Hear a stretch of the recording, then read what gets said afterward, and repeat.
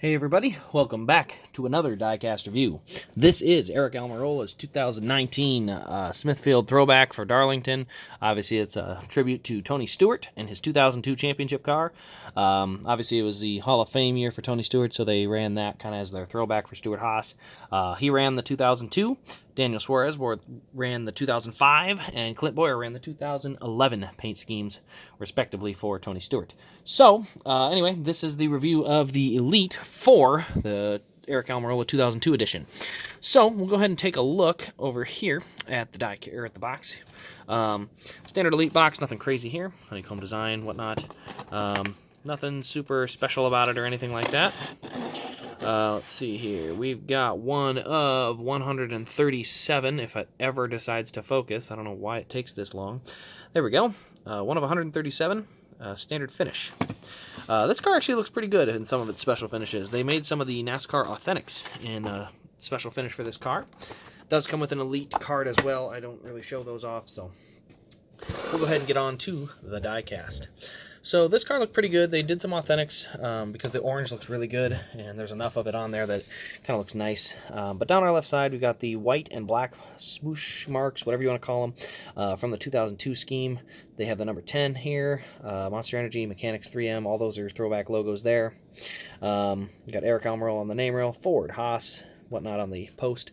Smithfield on the wheel, above the wheel well. We got J.D. Gibbs on the side there, which is kind of a nice thing to have. Obviously, this was a Gibbs car originally, or the paint scheme. The ethanol ring on the back, Haas on the corner panel, but fairly clean back there on that corner panel. Onto the back, so we've got Smithfield, Ford, number 10, and then Tony Stewart Hall of Fame class of 2019 on the deck lid. Let's go ahead and take a look and see if I can get inside. Ooh! What do we have there? I can see the fuel cell. So there you can see it. You got the black tube, the clear tube, and then a little extinguisher in there. You also have obviously the clear topping to the spoiler there, which the spoiler's a little low, but I'll get into that at another point. I'll kind of show off some of the details that Lionel could improve on. That's going to be a different video altogether, so don't worry about that one yet, but it'll be coming. I think you guys will enjoy it. Roof flaps do deploy. You can see them there. See here if I can crank it up a little bit. Down the rest of the right side, you got the number 10 Smithfield.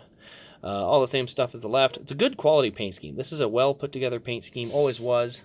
And on top of that, you just have the way that this car kind of fits together. Definitely one of the better paint schemes, icon wise. On the front there, you can see the Mustang front bumper. Let's see here. There we go. We'll focus on the bumper. So there you can see Mustang. You got the splitter down there, Mustang headlights. I'm not going to lie, the Mustang front end is not my favorite, especially in diecast form. I think it looks a little goofy on the track, but I think it looks really bad in diecast form. And I have a few of them, but they just are not my favorite. I don't know what the deal is. It could just be my bias, but there's something about these Fords that I'm just not a huge fan of. Anyway, on the windshield, you got Monster Energy there. You got obviously the 10 and the 2 antenna roof holes on there. Go ahead and take a look under the hood at the engine detail on this Elite here. There we go. Got it popped open. So they did fix it. These hoods now finally open all the way where they should, way up there instead of like this far, and then they would just sit there. So you do have the blue headers in there, the belts, the hoses. Let's see, is there anything else in there that's new detail-wise? Nope, all the same. So, pretty basic. Unfortunately, we're missing some of the extra hoses and wires that would make these really, really great.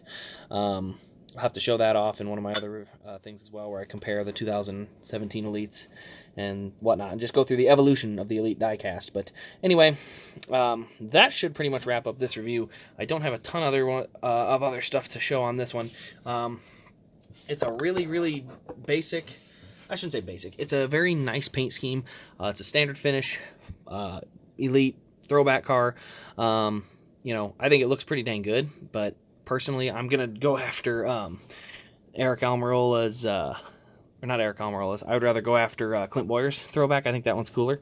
Again, I got this one as a bundle with some other ones, so I get to do some reviews on it, but don't think this one will stay in my collection super long. I definitely have some other ones I got my eyes on, so... anyway, if you have enjoyed the video, like, comment, subscribe. Let me know your thoughts in the comments down below. looking at, let's see, this one will post hopefully Sunday, so this will be probably post before the Phoenix race or maybe after. There will be a Phoenix review up for that as well, but we'll just leave this review kind of on its own. So thank you all for watching. I very much appreciate everyone's support, and we'll see you in the next Diecast review.